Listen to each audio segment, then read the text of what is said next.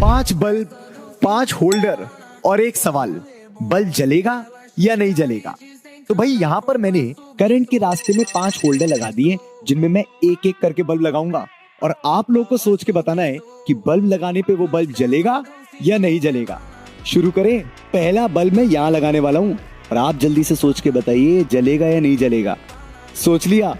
लगा दूं? ये तो नहीं जला। और जलेगा भी कैसे? करंट को बहने के लिए क्लोज सर्किट चाहिए होता है और यहाँ तो पूरा का पूरा सर्किट अभी ओपन है।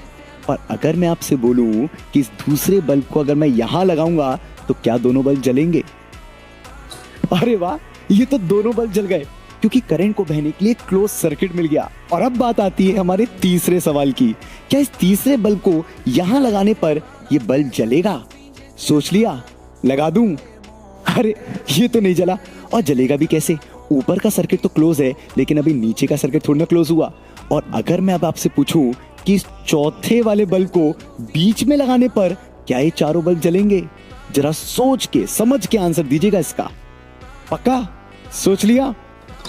अरे वाह, ये तो चारों बल्ब जल गए क्योंकि करंट को बहने के 2 रास्ते मिल गए, एक ऊपर से और एक ये टेढ़ा वाला रास्ता, और इस वजह से चारों बल्ब जल उठे। फाइनली आता है हमारा 5वां और सबसे पेचीदा सवाल, क्या इस 5वें बल्ब को यहाँ लगाने पर सर्किट क्लोज होगा? और अगर हाँ तो क्या सारे बल्ब जलेंगे? ये क्या हुआ? 5वां बल्ब लगाते ही बीच का बल्ब बंद हो गया। अब अगर आपको लग रहा है कि बीच का बल्ब खराब हो गया तो आप गलत सोच रहे हैं। ये बल्ब खराब नहीं हुआ है, केवल 5वें बल्ब लगाने से बंद हुआ है।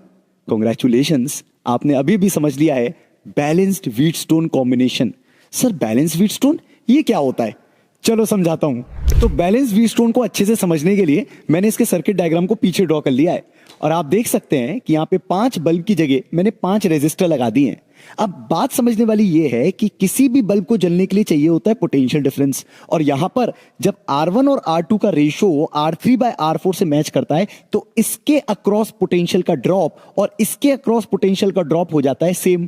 कहने का मतलब है यहां से जितना पोटेंशियल कम करके आप यहां पहुंचोगे और यहां से जितना पोटेंशियल करके आप यहां पहुंचोगे वो सेम होना चाहिए। इसका मतलब इस पॉइंट का और इस पॉइंट का पोटेंशियल सेम हो जाता है और इसी वजह से हमारे बीच के बल्ब को पोटेंशियल डिफरेंस नहीं मिल पाता है और नतीजा वो बल्ब बंद हो जाता है।